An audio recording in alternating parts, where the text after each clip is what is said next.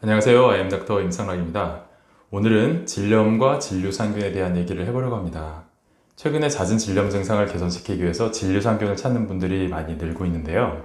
당장 검색창에 질염 아니면 진류상균이라는 키워드로 검색만 해봐도 다양한 제품들이 쏟아져 나오고 있습니다.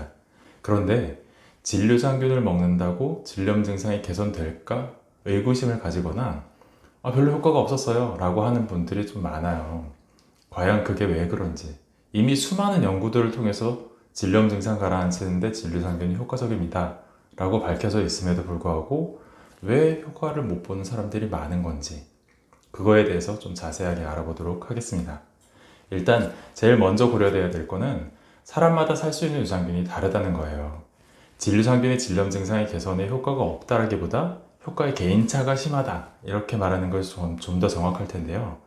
어떤 분들은 먹은 뒤로 바로 질 분비물도 줄어들고 냄새도 좀 없어지는 것 같고 가지런 증상도 사라지는 것 같다. 만족스럽습니다 라고 하는 반면에 어떤 분들은 전혀 효과가 없어요. 돈 아까워요 라고 얘기하는 분들도 있어요.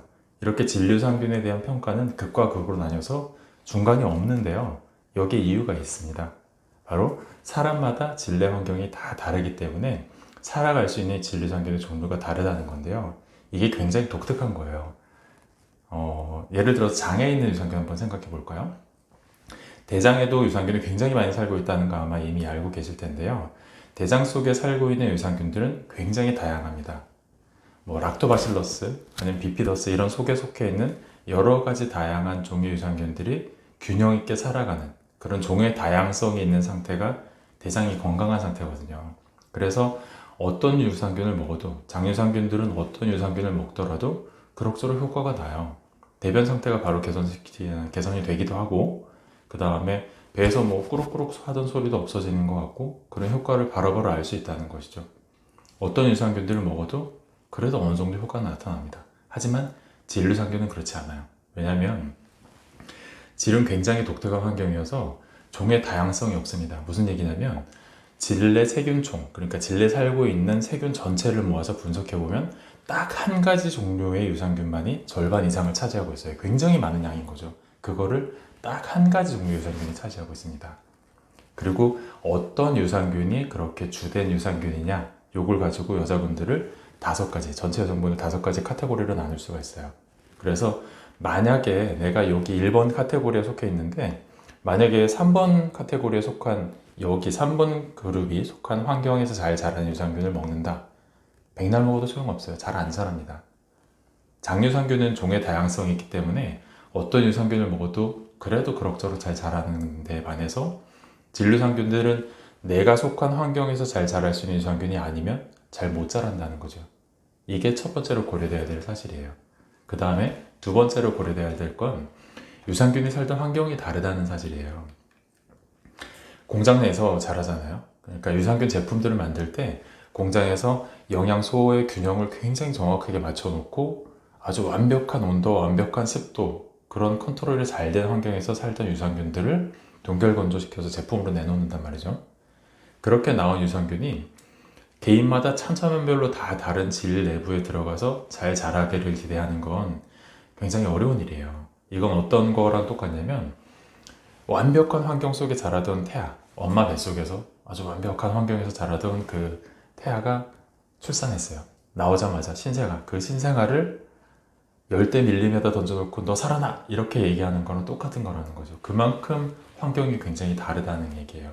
그런데 장유산균의 경우에는 대장이 굉장히 넓잖아요. 길고 넓고, 그 다음에 음식 찌꺼기나 이런 게 계속 지나다니는 공간이니까 영양분도 공급이 잘 되고, 그 넓은 공간 중에서 여기에서만이라도 잘 자라면 얘는 자라날 수 있는데 질 쪽은 그렇지 않다는 거죠. 영양 공급도 일단 굉장히 제한적이고 좁은 환경이니까 다 거의 비슷한 환경이라서 살아갈 수 있는 그 공간을 찾기가 쉽진 않다는 거죠. 그래서 나한테 맞는 유산균이 꼭 필요한 거고, 그리고 내 몸속에 들어왔어도 잘 자랄 수 있는지는 또 별개의 문제인 거고, 그런 문제들이 있다 보니까 유산균의 효과가 개인차가 좀 있는 거죠. 그럼 어떻게 해야 될까요? 나한테 맞는 유산균을 찾아야 될 거 아니에요. 그런 찾는 방법들은 하나하나 시도해 보는 수밖에 없어요. 그러니까 한 가지 유산균을 만약에 드셔서 질염 증상의 개선이 있으면 그건 나한테 맞는 거야 라고 이제 그 유산균을 계속 드시면 되는 건데, 만약에 이게 2달, 3달 걸쳐서 유산균을 정해놓고 드셨는데도 별다른 변화가 없다라고 하면 그 유산균은 과감하게 이제 포기를 하고 다른 유산균을 갈아타야 된다는 거죠. 제품의 뒷면에 보면 어떤 유산균을 사용했는지 정확하게 균주, 유산균 균주와 사용한 비율 이런 게 나와 있어요. 그걸 참고해서 다른 유산균 균주를 사용한 제품으로 바꿔서 다시 또 찾아가기 시작해야 된다는 거죠. 그런 과정이 보통 2~3달씩 걸려요. 굉장히 힘든 과정이잖아요. 제가 만성질염 환자분들을 치료할 땐 이런 방법을 사용하진 않아요. 진류상균을 먹게 한다거나 진류상균을 키워서 직접 질 쪽에 주입한다거나 질정을 사용한다거나 이렇게 직접 공급하는 방법을 먼저 사용하기보다 자궁 순환을 개선시키는 방법을 씁니다. 순환을 개선시켜서 질 안쪽의 환경을 진류상균이 잘 살아날 수 있는 환경으로 바꿔주는 거죠. 원래 태어날 때부터 갖고 있던 진류상균이 있을 거 아니에요. 지금은 활동이 위축되어서 굉장히 적은 양만 있지만 환경이 개선된다면 걔네들이 다시 잘 살아날 수 있다는 것이죠. 이게 왜냐면 순환을 개선시켜드리면 혈액 중에 있는 산소랑 영양분들이 질 안쪽으로 굉장히 많이 공급이 되겠죠. 그런데 이때 산소가 굉장히 중요해요. 왜냐면 질염 증상을 일으키는 그런 병원균들은 대부분 혐기성균이에요. 산소를 싫어한다는 거죠. 그래서 혈액순환을 개선시켜서 산소량이 많아지면 상대적으로 그런 혐기성균들보다 진류상균이 좀 더 잘 살 수 있는 환경이 됩니다. 또 혈액 중에 있던 산소랑 충분한 영양분들이 질 안쪽에는 상피세포로 공급이 잘 돼서 상피세포가 튼튼해지면 이 상피세포가 하는 역할이 뭐냐면 혈액 중에 있는 포도당을 글리코겐으로 전환시키는 역할들을 해요. 그렇게 전환된 글리코겐은 유산균의 먹이가 됩니다. 유산균의 에너지원이 되는 거죠. 실제로 유산균은 글리코겐을 대사시켜서 젖산으로 만들어내요. 그런 젖산, 그 산성 때문에 질 안쪽의 약산성이 건강한 환경을 유지할 수 있는 것이거든요. 그러니까 자궁 순환을 개선시켜 드리는 것만으로도 상대적으로 진류상균이 점점 살아날 수 있는 환경을 만들어주는 게 된다. 그런데 이걸 어떻게 확인하냐면 질 안쪽의 산성도, 질 내 산성도를 평가해 보면 돼요. 질 안쪽의 산성도를 저는 만성질염 환자분들이 오면 꼭 질 내 산성도 평가를 해보는데 질 내 산성도가 보통은 중성으로 오세요. 처음에 치료를 위해서 오실 때. 왜냐면 진류상균 활성이 별로 없으니까 젖산의 양이 부족하고 그것 때문에 거의 중성 환경으로 오시거든요. 그런데 자궁을 순환시켜드리는 치료를 계속 거듭해 가면서 보면 질내산성도를 꾸준하게 이렇게 추적 관찰해 볼 때 점점점 약산성의 정상 환경으로 가는 걸 확인할 수 있습니다. 그렇게 진류상균이 살아난다는 얘기죠. 진류상균을 먹은 것도 아니에요. 공급해 준 것도 아니에요. 그런데 순환을 개선시켜 드리는 것만으로도 이렇게 진류상균이 살아날 수 있다는 거죠. 그러면 평소에 고생했던 질염 증상들도 많이 가라앉는 양상을 보입니다. 이게 유산균 치료의 개념이고요.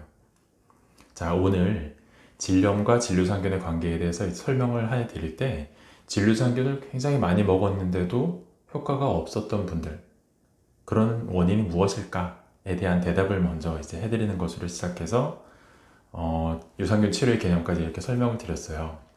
그럼 이렇게 유산균 치료를 해야지만 진류상균을 살릴 수 있는 걸까요? 그렇진 않습니다. 꼭 치료가 필요한 거 아니에요. 순환을 개선시켜드리면 되기 때문에 생활습관적으로 순환을 떨어뜨릴 수 있는 생활습관을 다 고치면 돼요. 예를 들어서 꽉 끼는 옷을 자주 입는다거나 오랫동안 앉아있는 습관을 있다거나 그런 것들은 이제 습관을 고치셔야죠. 그리고 더 좋은 거는 하루에 30분 이상의 빠른 걷기 운동. 빨리 걸으면 심장박동이 빨라지면서 순환이 빨라지는 그런 것도 있지만 더 좋은 거는 골반이 움직이면서 골반 안쪽에 있는 장기들, 특히나 자궁의 순환이 이제 직접적으로 개선된다는 효과가 있기 때문에 빠른 걷기나 가볍게 뛰는 게 굉장히 좋아요.